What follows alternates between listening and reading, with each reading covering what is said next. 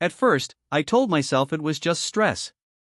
Gideon had always been quiet when something was bothering him. I thought maybe work was getting too heavy, or something had gone wrong that he wasn't ready to share. So I gave him space. I tried to be patient. But the distance between us kept growing. He stopped asking about my day. Our dinners turned silent.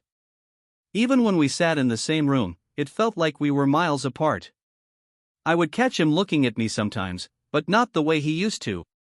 There was no warmth in his eyes anymore, only questions he never asked out loud. One night, I came home later than usual. I had stayed back to finish something important, something I believed would make our future better. As I stepped inside, I noticed the lights were still on. Gideon was sitting on the couch, waiting. He didn't say hi. He didn't ask where I had been. He just stared at me. I tried to smile, tried to act normal, but something about the way he looked at me made my chest tighten. It felt like I was being judged for something I didn't understand. "Long day?" I asked softly. He nodded, but his eyes didn't leave my face. It was uncomfortable, like he was searching for something, like he expected me to slip up. That night, he barely spoke. He went to bed early, turning his back to me without a word. I lay there, staring at the ceiling, feeling a strange heaviness settle in my heart. I kept thinking, what changed? I replayed every moment, every conversation, trying to find where things went wrong. But nothing made sense. What I didn't realize was that, in his mind, everything already made sense. And no matter what I said or did, he had already started building a story about me that wasn't true. Days turned into weeks, and the tension didn't go away. It only became sharper, quieter, and harder to ignore. Gideon started noticing everything I did, but in a way that felt wrong. If my phone buzzed, his eyes followed. If I stepped outside to take a call, I could feel his attention from behind the door. When I got dressed for work, he would glance at me like he was trying to figure out who I was trying to impress. It made me uncomfortable, but I didn't understand why. One afternoon, I walked into the kitchen and saw him holding my phone. He quickly placed it back on the counter like nothing happened. I paused, confused, but he didn't explain. He just walked past me without saying a word. That moment stayed with me. He began asking small questions, but they didn't feel normal. Who were you talking to? Why were you late yesterday? Where exactly did you go after work? His tone was calm, but there was something behind it, something cold. I answered honestly every time, hoping it would ease whatever was bothering him. But it never did. Instead, he started pulling away even more. He stopped touching me. Stopped laughing. Even simple conversations felt forced, like he didn't believe anything I said. One evening, I tried to sit next to him and talk. I wanted to fix whatever was breaking between us. "Gideon, what's going on?" I asked gently. He looked at me for a second, then looked away. "Nothing," he said. But it didn't feel like nothing. It felt like he had already decided something about me, and was just waiting for the moment to prove himself right. The hardest part wasn't the silence. It was the feeling of being watched, judged, and misunderstood in my own home. I wasn't just losing his trust. I was losing my place beside him, without even knowing why. It happened on a quiet evening that didn't feel special at all. I walked into the house, expecting another tense but silent night. Instead, I found Gideon standing in the middle of the living room, his face tight, his hands clenched. Before I could even say anything, he spoke. "Who is he?" The question caught me off guard. "What are you talking about?" "Don't lie to me," he said, his voice low but filled with anger. "I know what you've been doing." My heart started racing. I stepped closer, trying to understand. "Gideon, I don't know what you think you know, but you're wrong." That only made him angrier. He started listing things, small moments, random details, things I never thought twice about. To him, they were all proof. To me, they made no sense. It was like he had taken normal parts of my life and turned them into something ugly. I tried to explain each one calmly. I told him where I had been, what I had been doing, why things looked the way they did. But he didn't want answers. He wanted confirmation of what he already believed. "You think I'm stupid?" he snapped. "No, I think you're not listening," I said, my voice shaking. That's when everything broke. He raised his voice, accusing me again, this time louder, harsher. His words cut deep. He called me things I never imagined he could say to me. It didn't feel like a conversation anymore. It felt like a final judgment. I felt tears in my eyes, but I kept trying. "Please, just listen to me. I would never do that to you." But he shook his head. "I don't believe you." Those 4 words hurt more than anything else. Then came the moment I wasn't ready for. "Pack your things," he said. "I don't want you here anymore." I stood there, frozen. I thought he would take it back. I thought this was just anger speaking. But it wasn't. He meant it. And just like that, everything I had built with him was gone. After I left the house, I sat in my car for a long time, trying to understand how everything fell apart so quickly. My hands were shaking, but not just from what he said. It was from the weight of everything I had been carrying alone. There was something I never told him. For months, I had been planning a surprise. I knew how much he wanted to run his own business. He used to talk about it all the time, how he wanted something that was his, something he could build and be proud of. I remembered every detail. So I started working more hours. I took on extra responsibilities, saved every bit I could, and made quiet sacrifices he never noticed. On top of that, I began meeting with lawyers and advisors. It wasn't easy. There were long meetings, complicated papers, and decisions I had to make carefully. That's why I was often late. That's why I took calls outside. That's why I seemed distracted sometimes. It wasn't because of another person. It was because I was trying to create something meaningful for us. The plan was almost complete. I had found a small but perfect business opportunity, something I knew he would love. I was close to finalizing everything. I imagined the moment I would tell him, the look on his face, the happiness it would bring back into our lives. But that moment never came. Instead of asking me, instead of trusting me, he chose to believe the worst. He didn't give me the chance to explain any of it. Now, sitting there alone, I realized something painful. Everything I had done for him, he had turned into a reason to push me away. The long nights, the hard work, the secrets meant to bring him joy, they all became part of a story that didn't exist. And just like that, the surprise I built with so much effort became meaningless. Not because it wasn't real, but because he never cared enough to find out the truth. I thought the worst part was over once I left. I believed that, at least, things would stay between us. I was wrong. Within days, everything changed around me. People who used to smile at me now avoided eye contact. Conversations stopped when I walked into a room. I could feel the shift, even when no one said anything directly. Then the truth started coming out, not my truth, but his version of it. Gideon had already told everyone. His family stopped answering my calls. When I tried to reach out, I either got silence or short, cold replies. It felt like they had already made up their minds without hearing a single word from me. Friends I trusted began to distance themselves. Some of them removed me from their lives completely. Others stayed quiet, but their silence said enough. One afternoon, I ran into a neighbor outside. She looked at me with pity, but also with judgment. She didn't say much, just asked if I was okay, in a tone that made it clear she thought she knew what I had done. That moment hurt more than I expected. I wanted to explain. I wanted to defend myself. But every time I thought about it, I stopped. The story had already spread too far, and I knew how these things worked. People believe what they hear first. And he made sure his voice was the only one they heard.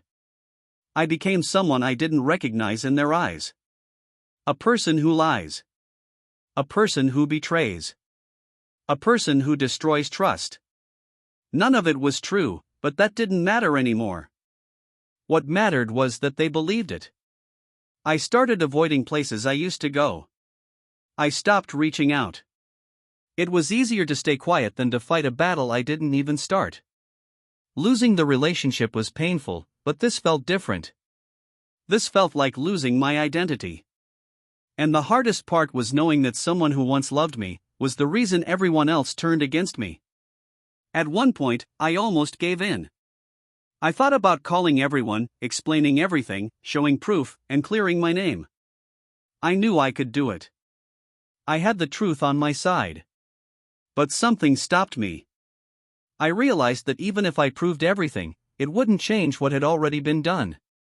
The trust was broken. The respect was gone. And I didn't want to beg people to believe me. So I made a different choice. I stopped trying to fix what was already destroyed and started focusing on what I could still build. I put all my energy into finishing what I had started months ago. The meetings continued. The paperwork moved forward. This time, I wasn't doing it for anyone else. I wasn't trying to surprise anyone or make anyone proud. I was doing it for myself. It wasn't easy. There were days I felt tired and alone. There were moments when the past tried to pull me back, reminding me of everything I lost. But I didn't stop. Step by step, things started falling into place. The deal that once had his name in my mind now had mine on every document.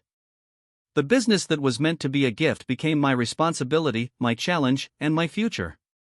The day everything was finalized, I sat quietly and looked at the papers in front of me. There was no one to celebrate with. No one to share the moment with. But for the first time in a long while, I felt something steady inside me. Not happiness, not yet. But strength. I had taken something that was broken and turned it into something new. Slowly, my routine changed. My focus shifted. I started waking up with purpose again. I worked hard, learned fast, and stayed consistent. Piece by piece, I was rebuilding my life. Not the one I had before, but one that no one could take away from me again. Time passed, and life moved forward. I stayed focused on my work and kept my distance from everything that reminded me of the past. I didn't think about Gideon anymore, at least not the way I used to. But he started thinking about me. It began with small things. He heard my name in conversations he didn't expect. Someone mentioned a new business that was doing well. Someone else talked about the owner, describing her as strong and determined. At first, he didn't connect it to me. But the more he heard, the more familiar it sounded. People spoke about how quickly the business was growing. They talked about smart decisions, long hours, and steady progress. They spoke with respect, something he hadn't heard connected to my name in a long time. Curiosity started to grow in him. He began asking questions, quietly at first. He wanted to know more about this business, about the person behind it. When he finally heard my name clearly, it didn't make sense to him. He didn't understand how I had built something like that. That confusion slowly turned into doubt. He started remembering things, moments he ignored, explanations he never listened to, details he brushed aside. The pieces that once supported his accusations now started to fall apart in his mind. For the first time, he questioned his own judgment. The story he believed so strongly didn't feel as solid anymore. It started to look incomplete, like he had only seen one side and never cared to look at the other. That realization didn't come all at once. It grew slowly, making him uncomfortable. Then came the regret. It showed up in quiet moments, when he was alone with his thoughts. He began to see how quickly he acted, how little he listened, and how much he assumed. And for the first time since everything ended, he had to face a possibility he had been avoiding. That he wasn't the victim. He was the one who made the mistake. The day he came to see me, I already knew why he was there. I could see it in his face before he even said a word. He looked different, less certain, more unsure of himself. He stood in front of me, trying to find the right words, but nothing came out at first. For a moment, we just looked at each other in silence. "I need to talk to you," he finally said. I didn't react the way I once would have. There were no tears, no shaking voice, no need to prove myself in a rush. I felt calm. I invited him in and placed a folder on the table between us. "This is what you never asked about," I said. He hesitated before opening it. Inside were all the documents, agreements, plans, financial records, everything connected to the work I had been doing for months. He started reading, slowly at first. Then faster. His expression changed with every page. I watched him carefully, saying nothing. This doesn't make sense," he said quietly. "It does," I replied. "You just never gave it a chance to." I explained it simply. The meetings. The long hours. The reason I kept things private. Every detail he once used against me now had a clear answer. His hands tightened around the papers. This was all, for me? I nodded. It was supposed to be. The room felt heavy after that. He looked down again, going through the pages like he was trying to find a mistake, something that could still support what he believed before. But there was nothing. Everything was clear. The truth was right in front of him, and there was no way to deny it. His shoulders dropped, and the confidence he once had was gone. The story he built in his mind no longer existed. In that moment, he wasn't angry anymore. He was lost. Because everything he thought was true had just been proven wrong. I didn't raise my voice. I didn't try to hurt him the way he had hurt me. There was no anger left in me, only clarity. He was still holding the papers, but his focus was no longer on them. He kept looking at me, like he was waiting for something more, maybe an argument, maybe a reaction. But I stayed calm. I walked him through everything, step by step. Not to prove a point, but to make him understand.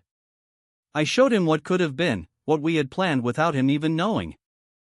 I told him how close everything was to being complete. How I had imagined us building something together. How I believed it would bring us closer. He listened this time. Really listened. But now it was too late. I didn't need to remind him of his words or the way he treated me. He already remembered. I could see it in his face, in the way he avoided my eyes, in the way his hands shook slightly. "This didn't have to end like this," I said quietly. He didn't respond. There was a long silence between us, but it didn't feel uncomfortable. It felt final. Then I said the one thing I needed him to understand. "You didn't lose me because I did something wrong," I said, keeping my voice steady. "You lost me because you never trusted me." He looked at me, and for a moment, it felt like he wanted to say something back. But no words came. Because there was nothing left to say. I didn't need to blame him. I didn't need to argue or demand anything. The truth had already done its job. He saw everything clearly now, not just what happened, but what it cost him. And that was enough. I didn't walk away feeling victorious. I walked away knowing that sometimes, the strongest response isn't anger. It's showing someone exactly what they lost, and leaving them to live with it. After that day, things between us didn't go back to anything close to normal. He kept trying to reach out, but I kept my distance. Every message, every call, every attempt felt like it came too late. One evening, he showed up again. He looked tired, like he hadn't been sleeping properly for a long time. His confidence was gone completely.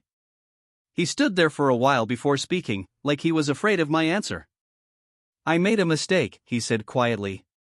"A big one." I listened without interrupting. He kept going, saying he didn't understand how wrong he had been, how he wished he could go back and change things. His voice shook as he spoke, and for the first time, I could see how deeply everything had affected him. Then he asked for another chance. Not loudly. Not demanding. Just a broken request from someone who had finally understood the weight of his actions. But I had already made peace with my life. I looked at him and didn't feel anger anymore. Not even sadness. Just acceptance that some things cannot be repaired once they are broken in a certain way. "I've moved on," I said simply. Not to someone else. Not to replace anything. But to a version of myself I had slowly built through everything I went through. He stood there silently, like he expected something different. Maybe forgiveness. Maybe a different ending. But I didn't have anything left to give him. There was nothing more to fix, nothing more to explain. I stepped past him and kept walking. Behind me, I could feel the weight of everything he wanted to undo, but couldn't. And I didn't look back.